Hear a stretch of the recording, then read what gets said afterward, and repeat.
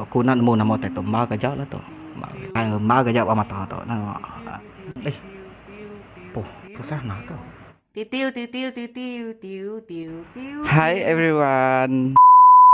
Subscribe ke channel aku. Web Wonder dekat ngagak Siti tutorial makeup.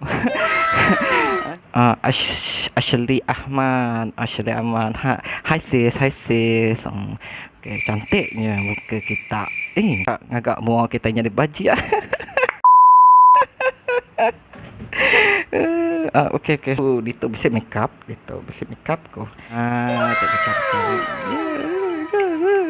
Sebenarnya kita mesti meri muak kita borak muak kita borak putih.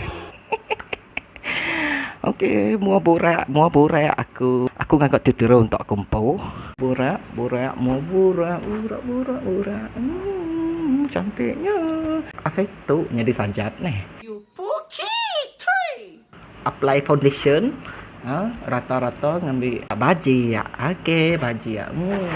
Dia tuh mau kita udah borak, jadi kita bisi warna mimit, dia jadi borak aja dah. So,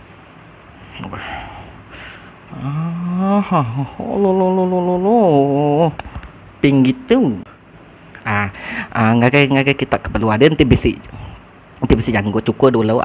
Ngai nyadi ya kita makeup je berjaga ni kat nyanti ni kita kat bajiak nampak kat dia tu kita dekat ngecuak mata kita ngambil bisik line cuak begitu ngambil bu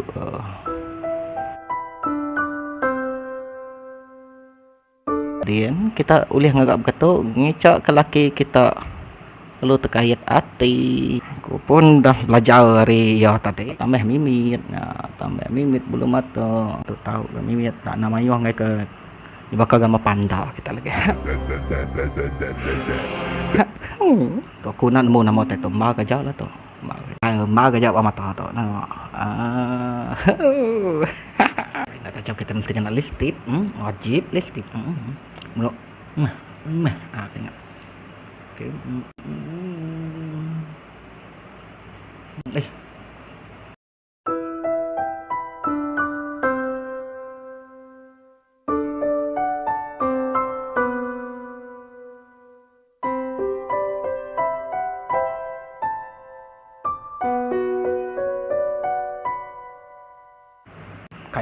Namanya panjang mat.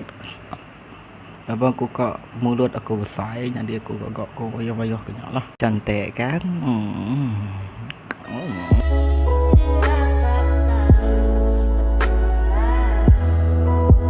The way the beauty, how the beauty is. So this is how the beauty is. Sis Badin, please leave like and comment and share.